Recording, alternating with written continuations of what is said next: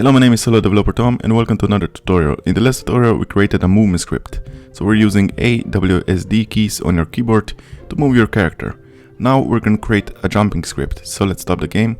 Let's go under capsule and let's open the player control script. Okay, so we're going to click over here and we're going to type enter. And now we're going to add another int value. So we're going to type public int jump high. And we're going to set it to 1 by default, so we can set later in the Unity how high we want the player to jump.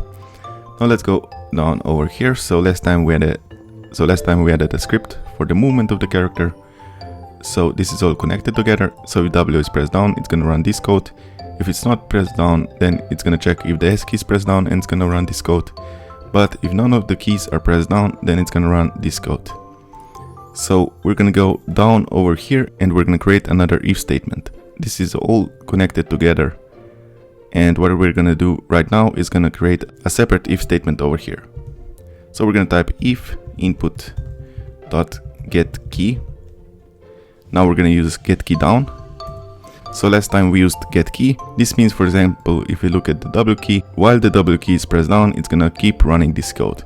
But if you use get key down, then it's running it only once. So if we want to jump twice, you have to press the space key, release it, and then press it again. So we used get key down, and now we have to tell it which key. So we're gonna type keycode dot space. So we're gonna use the space bar to jump. Right, now let's use these brackets again. And over here we have to type rb.velocity equals, and we have to create another vector free. If you go over here above, as you can see, it says vector free rigid body dot velocity. This means that we have to create another vector free, and it needs 3 values. It needs the x-axis, the y-axis, and the z-axis. So x-axis and the z-axis are used for the movement, as I saw previously in the last tutorial. As you can see, we added this to ignore the y-axis, so the gravity still works. Now we're gonna go over here and we're gonna ignore the x-axis and the z-axis, which are used for the movement. So we're gonna type rb.velocity.x.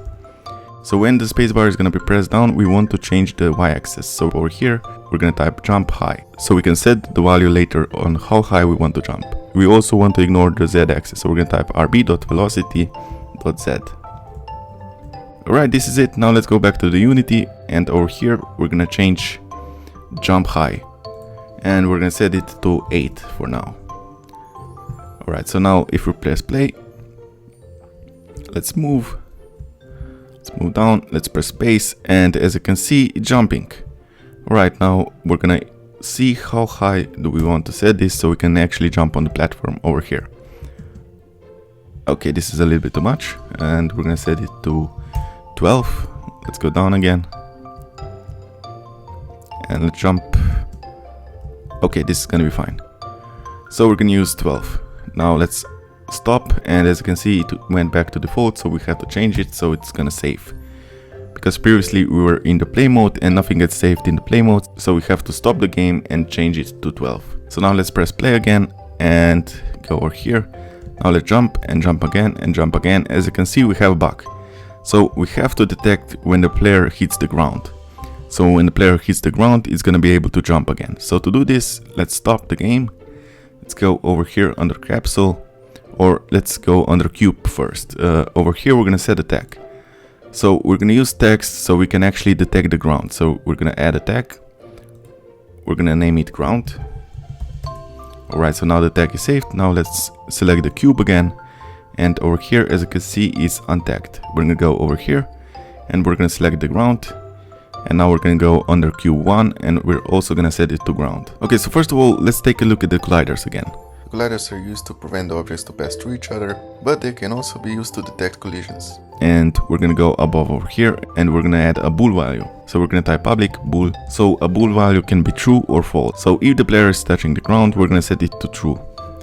So we're gonna type is grounded equals false. So by default, it's gonna be false. Right, so now we're gonna go below the update function. So this is the end of the update function. As you can see, it's highlighted over here, and we're gonna go below it. So we'll type enter, and we're gonna type private void on collision, enter, and type collision and name it collision. Now let's use these brackets again. We have to make this capital O Okay, this is gonna be fine now. This code is gonna run automatically when a player touches another object with a collider.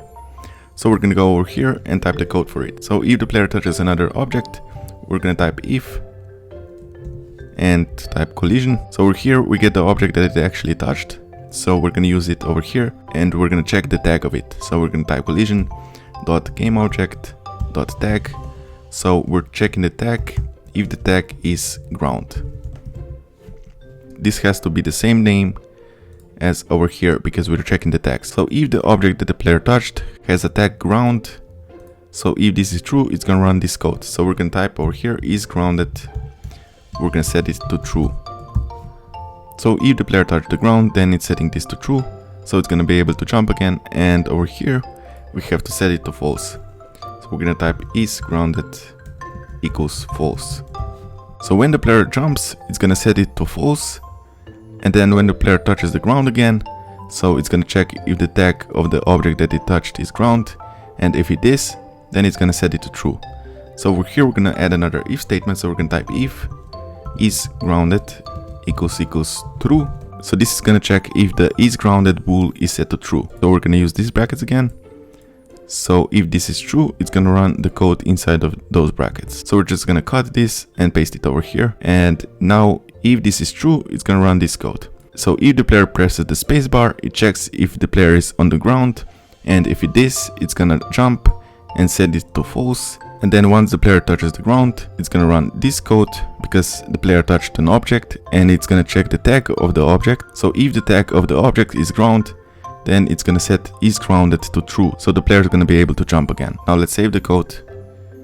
Let's go back to Unity, press play. We can also select the capsule over here. And if we look at the script, we can actually see the bool over here. As you can see, is grounded is checked. So this means that the player is touching the ground. But when you press space, as you can see, it's no longer checked. But then when it touches the ground again, it's again checked. So this is working fine. So if you try to press space and press space again, as you can see, it's no longer jumping twice. Alright, so this is it for this tutorial. Thank you so much for watching. If this helped you, please leave a like. And in the next tutorial, we're gonna learn how to pick up items in the game. So if you'd like to see that tutorial, please subscribe. And I will see you in the next video.